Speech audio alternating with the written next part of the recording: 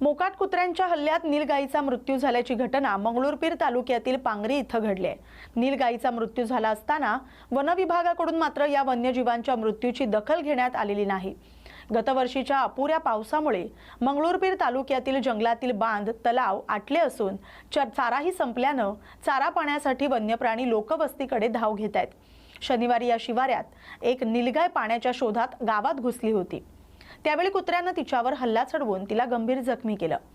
या संदर्भात वन विभागाला माहिती देऊन सुद्धा त्या नीलगाईचा जीव वाचवण्यासाठी वन विभागाकडून प्रयत्न करण्यात आले नाहीत। त्यामुळे नीलगाईचा मृत्यू झाला।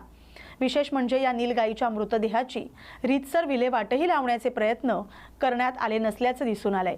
वाशिम जिल्ह्यातील वन विभागाच्या अधिकाऱ्यांची दिरंगाई वन्यजीवांसाठी घातक ठरत असल्याचं दिसून येते।